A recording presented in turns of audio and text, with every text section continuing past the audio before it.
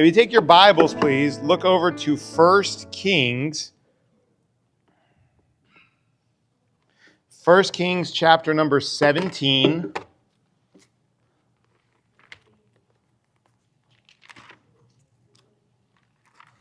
First Kings in chapter 17. Sir. Can somebody tell him, please? Okay. 1 Kings 17.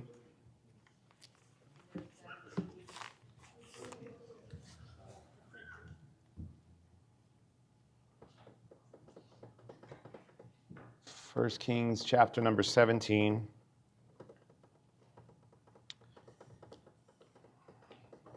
And if you look at verse number 1, it says, "And Elijah the Tishbite, who was of the inhabitants of Gilead, said unto Ahab, As the Lord God of Israel liveth, before whom I stand, there shall not be dew nor rain these years, but according to my word. And the word of the Lord came unto him, saying, Get thee hence, and turn thee eastward, and hide thyself by the brook Cherith, that is before Jordan.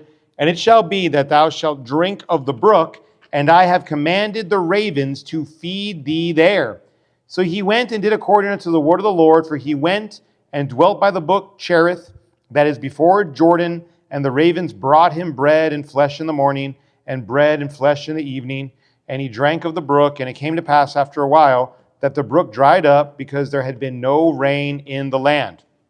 This story here, we've been talking about Ahab just a little bit on Tuesday nights, and Elijah, the Tishbite here, is a legend. I mean, this is one of the greatest prophets that the country ever had. A lot of people think at the end times Elijah will be one of the prophets that comes back. I mean, this guy was legendary to the children of Israel. And you know what? He was a man's man, if you will. He took a stand against what was a successful and powerful king, and it was just him. Nobody stood with him, no army, no allies, no nothing, just him by himself. He went to the king, he stuck his finger in his face, and we don't even see where God told him to say this. So I don't know if this was his idea, where he's like, you know what would really get his attention? If it just doesn't rain. If it just doesn't rain, that'll get the evil king's attention. I don't know if he came up with this on his own, but he goes to the king, and with such boldness, he says, until I say it's going to rain, it's not going to rain. And this is all to teach you a lesson, because you're following this false god, Baal. I mean, that took some courage and some gumption. So now after he's done this, he runs away. And I don't think he had much of a plan afterwards. Or perhaps he was just going to wait on the Lord. So God says, I got a great plan for you, Elijah. It's going to be wonderful. I'm going to take care of all of your needs. He says, you're going to run away. Okay, got that. You're going to hide by the brook Cherith, which, some random brook. That sounds kind of nice. I know some of you like to go to Crestline. I like to go to Crestline. Miss Victoria's mom many years ago, Sharon, she wanted to get baptized in the waters at Crestline. And I said, yeah, we're not doing that. She's like, oh, wouldn't it be awesome, Pastor? Out in nature, it'd be so beautiful. You say, you got in the water at Crestline? I'm not getting into that water. Someone else is going to baptize you. That's some cold water. But it was very, very beautiful. So I imagine Elijah seeing the brook there. I imagine it being like Crestline, and the little birds flying around and the trees, and just so beautiful, so naturistic, right? If that's even a word. So that doesn't sound so bad. And God says, you're going to drink from the brook. Okay, I'm on board. That sounds awesome, drinking from the brook, such clean, pure, cold water. And he said, and the ravens are going to feed you. And Elijah said, excuse me? Yeah, the ravens. You know those dirty, ugly, black birds? Not the team from Baltimore that Josh likes. Does Josh even like them anymore? He switches so often he can't keep track. Tell him I said that. The ravens, the dirty black birds that, they're not birds of prey. They don't kill animals. You know what ravens eat? They're scavengers. They eat the dead animals. So Elijah is getting fed by the ravens. Now, I imagine it was good food. It was clean food. Obviously, he didn't die from bacteria. But if I'm Elijah and I'm like, wait, what's feeding me? What's going to bring me my food? And what are they bringing? They're bringing him roadkill. They're bringing him, something like got hit by a semi. Like that doesn't sound so good. That sounds pretty disgusting. And yet, Elijah doesn't complain. Also, his needs were met. His needs were met. Now, think of how little it took to meet his needs. All he needed was a place to stay.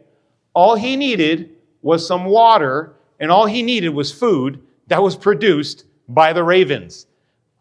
I'd like to get more money. Wouldn't you like to get more money? I know many of you are like, pray for my job, I need more money. Pray for my job, I need more hours. Pray for my job, I hate my boss, or whatever, right? I'm with you. I'd like to get another job and more money.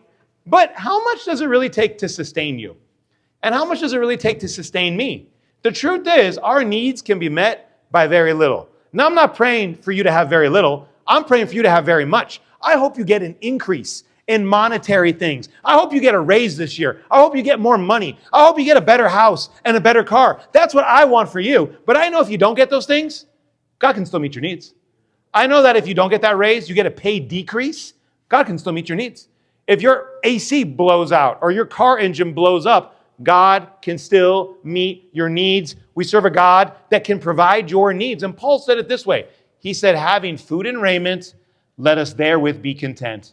Paul said, as long as I have clothes on my back and as long as I have food to eat, I'm going to be satisfied. Can you say the same thing? No. Well, we got to have Gucci, right? We got to have name brand. I got to have the best cologne and the finest clothes. I'm not buying no name. I got Van Heusen tie here. I'm not buying no Kohl's brand. I want name brands and stuff, right? We got to have the finest and the best. You know what? Sometimes God just provides our needs. And maybe you go through a season where God just provides your needs. Now, I do want to point out, this was for a season that Elijah lived here being fed by the ravens. He didn't live here for forever. This wasn't God's retirement plan. Elijah's going to live at the brook for the rest of his life, and he's going to get fed by the ravens for the rest of his life. No, this was for a season. Life is made up of seasons. You want evidence of that? Keep your finger here and turn over to Ecclesiastes chapter number 3, please. Ecclesiastes chapter number 3. We're going to come back to Elijah, but I want us to all look at this verse. Ecclesiastes chapter number 3, Psalms, Proverbs, Ecclesiastes. So just about in the middle of your Bible. Psalms, Proverbs, Ecclesiastes. If you get to Song of Solomon, you went too far. It's not a book we're going to preach from on Sunday nights anyway. Ecclesiastes chapter number 3.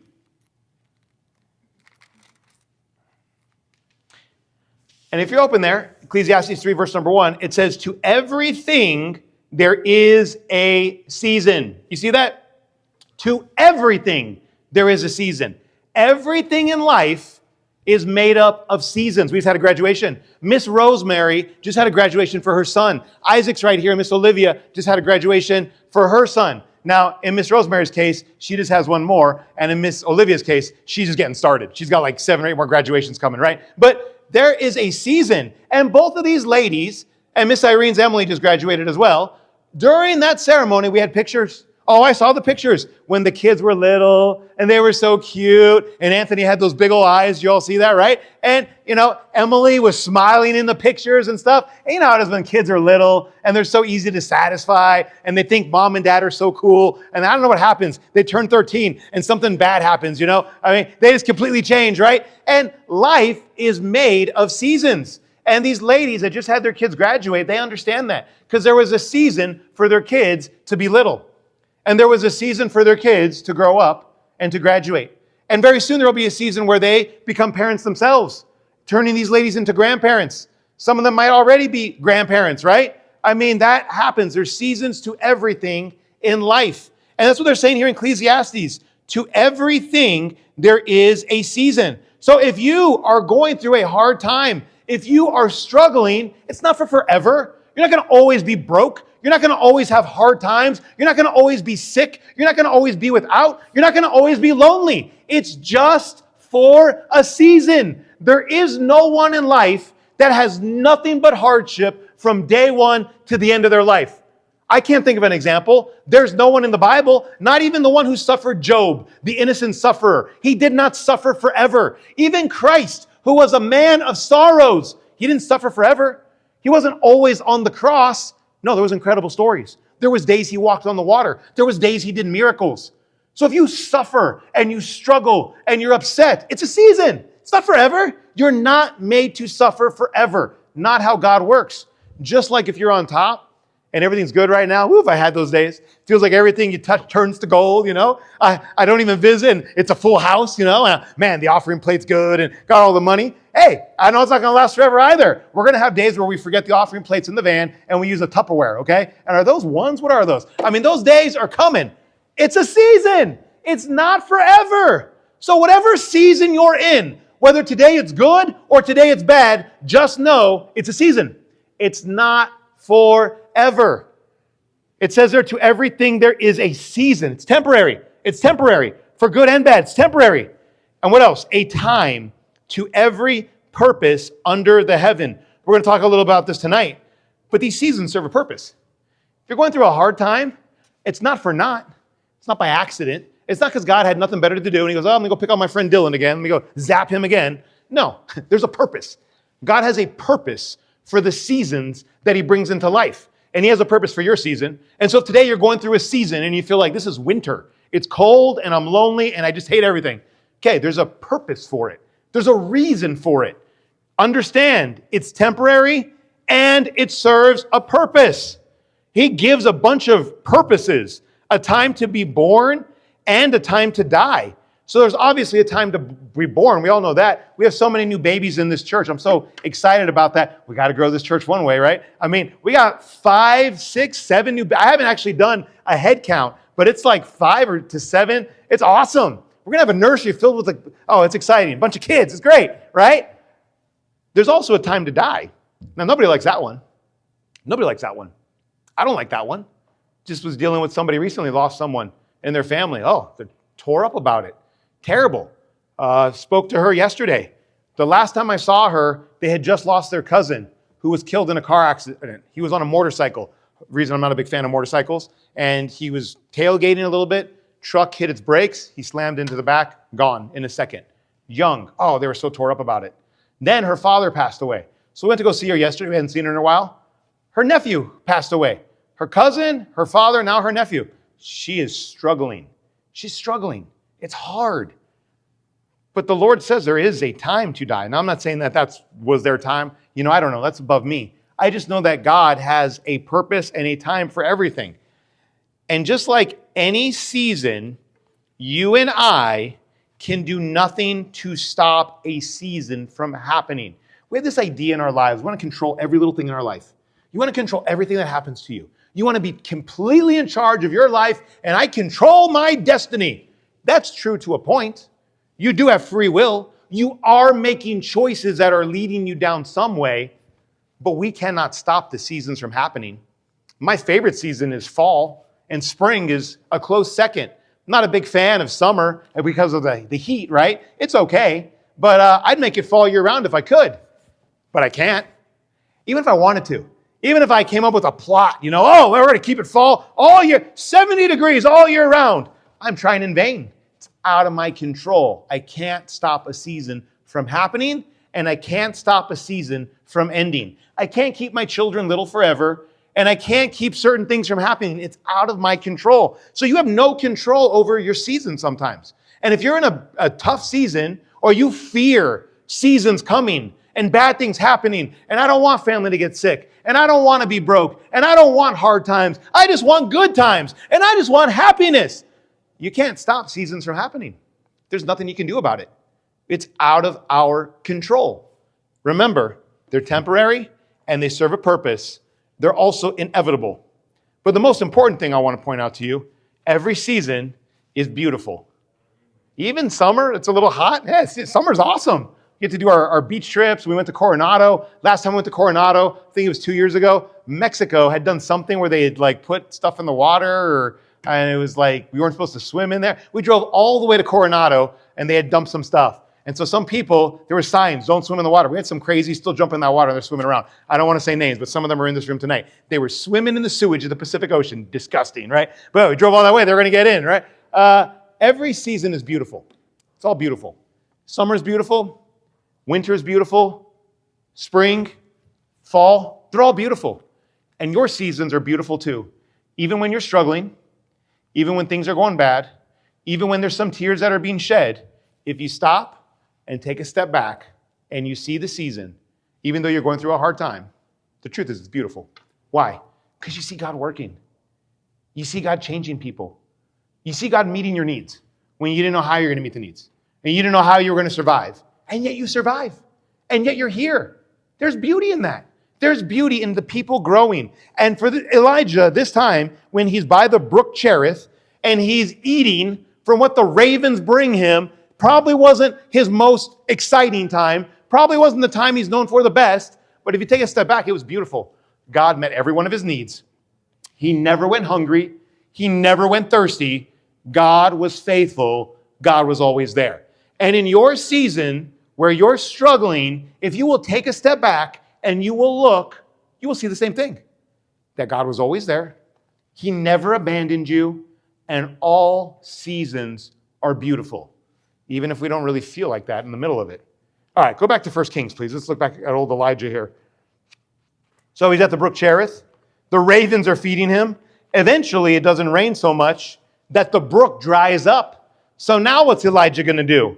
Well, it says there in verse number 8, the word of the Lord came unto him, saying, Arise, get thee to Zarephath, which belongeth to Zidon, and dwell there. Behold, I have commanded a widow woman to sustain thee. So God comes to Elijah and says, hey, the brook has dried up. No more raven sandwiches. No more bringing you roadkill or whatever they brought. Stole somebody's Little Caesars pizza and dropped the box off. I don't know what they fed him, but they're not doing that anymore. Time for you to go. He said, don't worry about it though. No more brook. No more living outside. I have prepared. That's what he said there. I have commanded a widow woman to meet your needs. Who knows what Elijah's thinking? Oh man, some home-cooked meals. A widow woman. I don't got to deal with her overbearing husband, you know. She's going to take care of my needs. She's probably got a nice house, spare bedroom. It'll be nice to sleep in a bed instead of by a brook, you know, on a couple of rocks, a rock for my pillow. This sounds like a nice change. Okay, going to go stay with the widow woman in Zarephath. So Elijah's probably excited. He goes, and it says there, verse 10, he arose and went to Zarephath.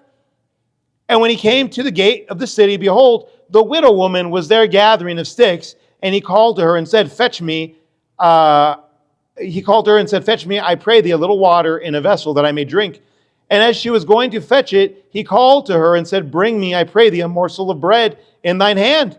And she said, as the Lord thy God liveth, I have not a cake, but a handful of meal in a barrel, and a little oil in a cruse. And behold, I am gathering 2 sticks, that I may go in, and I may dress it for me and my son, that we may eat it and die. Now, time out. Okay, before he ever got there, what did God tell him? God said, listen, I have already prepared a widow woman for you. She's waiting for you. I have already commanded her to take care of you. Now, if I come to you, or you have family coming in, and you say, Pastor, listen, we don't have any money for a hotel.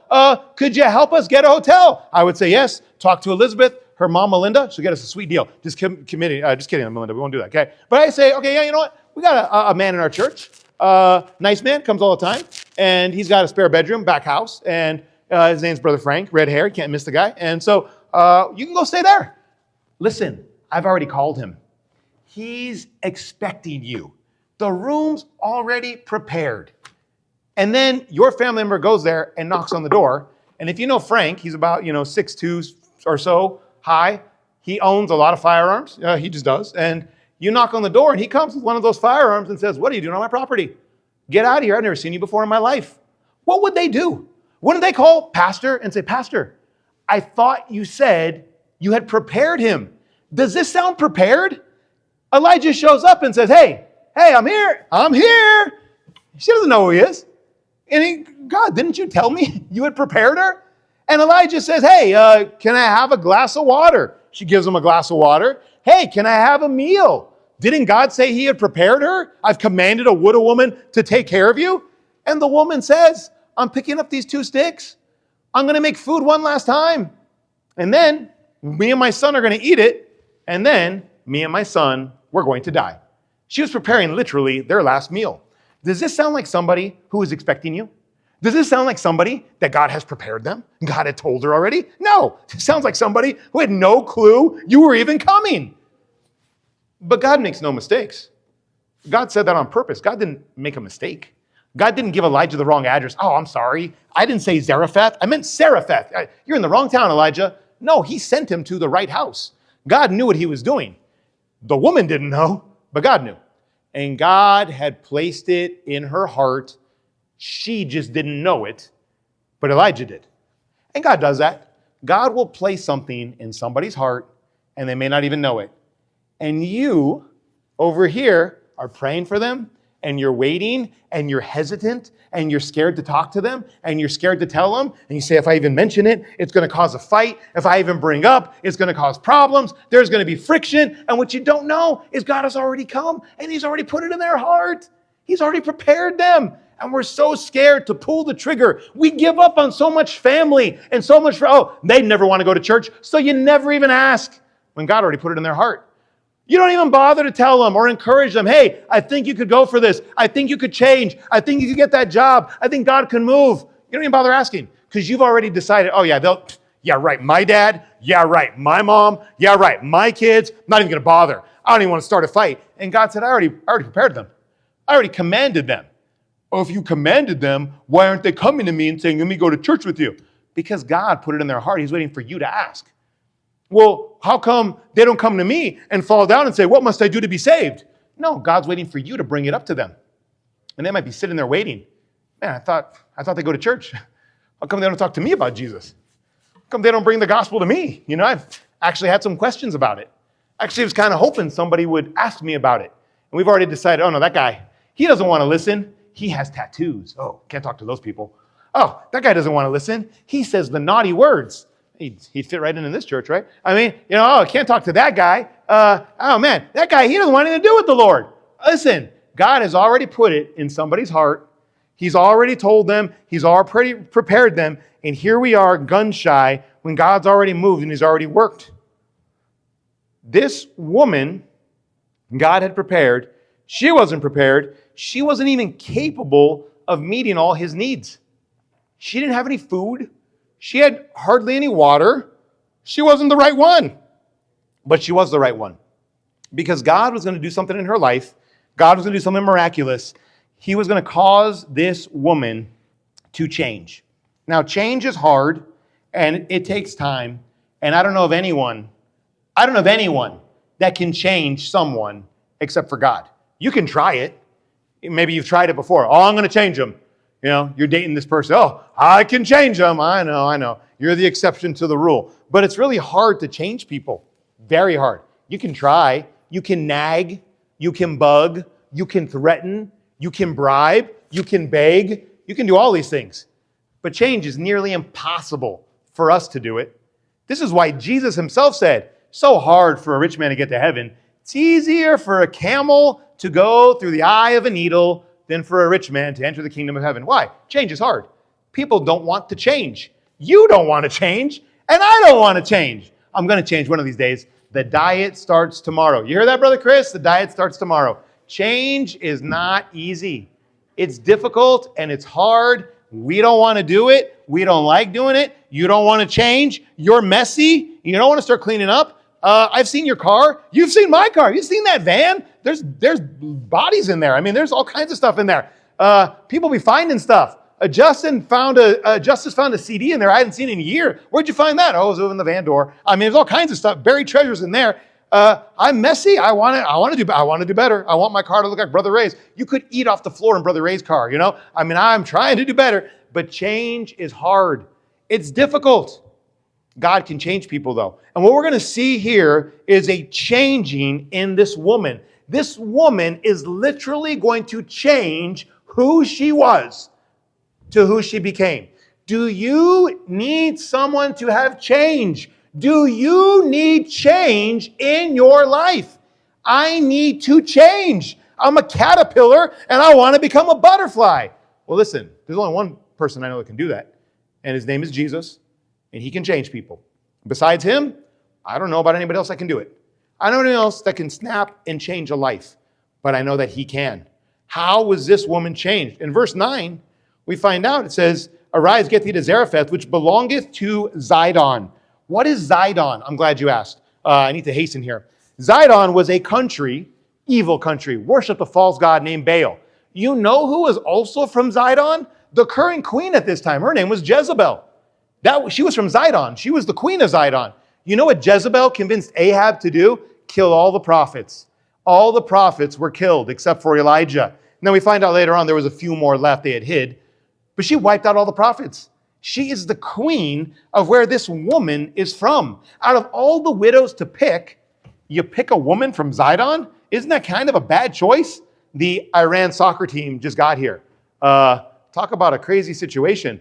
I guess they're not allowed to stay here in the U.S. We're making them stay in Mexico, and they're going to drive over here for their games, which are all in the U.S. They're going to play in L.A. They're going to play in Seattle. And the moment their game's over, they have to leave the United States. They can't even stay. I'm kind of hoping they get an In-N-Out burger. I feel bad for the guys, We're not letting them stay. Talk about an awkward situation. And this is the first time in World Cup history where the host nation is at war with one of the teams that's competing in the tournament. Talk about an awkward situation. Right now, Iran is not scheduled to play the U.S., but what a crazy game that would be. We're playing this game and our countries are at war. Yeah, your military killed my aunt. I mean, that's kind of a crazy situation, right? Why would God ask a widow from Zidon, where Jezebel is from? Seems like a bad choice. Jezebel told Ahab to kill all the prophets of God because her God was greater. Baal controls the rain. If you do this, he'll make it rain. And Elijah said, let's see about that. And he challenged and said, it's not going to rain till I say it. Your God is literally the God of the rain. Let's see if he can beat me. And let's see if he can bring the rain down. He wasn't beating Elijah. He was beating God Almighty. And it did not rain for almost 3 years. This woman grew up in a culture that said, do this, do this, do this. And it's not working. And she's running out. You grow up in the world teaches one thing, the Bible teaches something else. The world teaches one thing, God teaches something else. And we deal with people all the time. They have been taught by the world. Let your heart be your guide. Follow your own heart. Do what you think is best. And always look out for yourself as number one. Make as much money as you can and do whatever it takes to achieve your goals. And Jesus Christ says, do unto others as you have them do unto you. Love others as you love yourself. Love your enemies and do good to those that hate you. And the world says, stab your enemies in the heart. Stab them before they stab you. And Jesus says, forgive as it's forgiven you. He says, give and ye shall receive. Now, somebody please explain the math in that. Give and you'll receive? Did God? I don't understand. Did you never take calculus class? What do you mean? Give and I receive. Logically, if I give away, how do I get? And yet Jesus says, give and you will receive. Pressed down, shaken together, immeasurable, shall men give into your hand. He says, try to save your life and you'll lose it. Lose your life for my sake and you'll find it. It's all backwards and it's all upside down. And people, when they hear it, their brains fry and they're like, what are you talking about? Okay, here's the challenge. World, your God versus my God then. You've been following the prince of the power of the air for your whole life. Where's it gotten you? Broken marriages, broken homes, broken lives, addictions, and unhappiness. And my God says, I can supply all your needs. And I can heal. And I can change lives. That's what my God says. So let's see which God controls the rain. And this woman in Zidon is seeing this. And she sees Baal, what he has done for her. No food, no water. Me and my son are going to eat one last meal and then we're going to die. And here comes the man of God saying, if you will feed me, then you will make it through this famine. Wait a minute. Explain the logic there. I only have food for one more meal. So if I give you my last meal, how are me and my son going to eat? This sounds like some kind of crazy salesman, Oh, just add water and, it's going to grow. Or, it sounds crazy. I used to sell lawn care in college. We used to tell them, oh, take True Green. Your lawn is going to look like a green carpet. And did it actually work? That wasn't really my job. My job was to sell it. I don't know. Anyway, that's what it sounds like. Feed me first and your needs will be met. That's crazy. That's crazy talk. What is this guy talking about? What is this guy wearing camel skin talking about? What a wacko. What a loon. And this woman has a choice. What does she do? She takes a chance. What have I got to lose? Baal has failed me and it's not working. So she does it and she feeds Elijah. And wouldn't you know it, it says there in verse number 14, thus saith the Lord God of Israel, the barrel of meal shall not waste, neither shall the cruse of oil fail, until the day that the Lord sendeth rain upon the earth. And she went and did according to the saying of Elijah, and she and he and her house did eat many days. God came through. So I want to ask you the same thing. How have things been going? What is the pattern you've been following? And most importantly, has it been working for you? Or has it been working for the people that you are trying to reach? Because if the answer is no, why not take this challenge and say, okay, my way has not worked. The world's way has not worked. I've tried to work and I've tried to build my house, and all we've done is build a house that's on sand. And the Lord says, follow his way and his word, and it'll stand firm. This woman was willing to make a sacrifice to achieve change. The only way change is accomplished, first thing is you have to make a sacrifice. I know several of you in here are dealing with a situation where you need change. A sacrifice must be made in order to have change. A sacrifice on your part, a sacrifice on your wallet, on your time, on your giving things up. Perhaps you got to shut that TV off.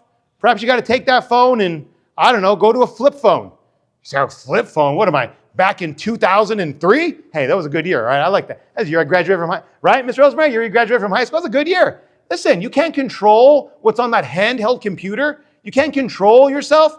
Go to a flip phone. Oh, well, how will I do my banking? I don't know. Go to the bank itself, I guess. I don't know. Do something. But if you're going to make a change, it's take a sacrifice.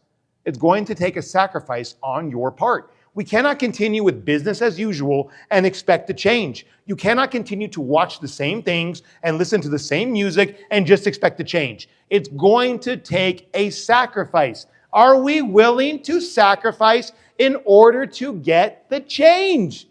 Because the definition of insanity is when you do the exact same thing and you expect a different result. That's the definition of insanity. If we want change, myself included, we must sacrifice. Now, what is it that you should sacrifice? I don't know, but I know you do because you're thinking about it right now. That's how the Holy Spirit works. He does the work. I don't really know what he's telling you, but I know there's something in your head right now that God has been tugging and he's been nagging at you, and you know that you need to fix this or change this. This woman, it was an inconvenience to herself. Sometimes you got to inconvenience yourself for the Lord. I know it's inconvenient to go Sunday morning and Sunday night, and we drive so far and the gas is so high. Hey, you got to inconvenience yourself. We just started these bus routes. These two captains here are going to be bugging you to come knock on doors with them. I know on a Saturday morning, it's your day to sleep in, and you don't want to get up, and you don't want to go knock on doors, and you don't want to give the gospel. It's Saturday. I want to relax by the pool. I want to go to the store. I want to go to the mall. Hey, do all those things. Just do it after 12:30 and let the Lord work in your life and sacrifice just a little bit. It's an inconvenience for you. Yes, I understand that. But change happens only when we inconvenience ourselves for the Lord's. This woman was willing to put God first, and change began to happen. Then something tragic happened. Her son passes away. If you're open there, it says there in verse number 18, she said unto Elijah, what have I to do with thee, O thou man of God? Art thou come unto me to call my sin to remembrance and to slay my son? If you look there, the next verse, 19, he said unto her, give me thy son.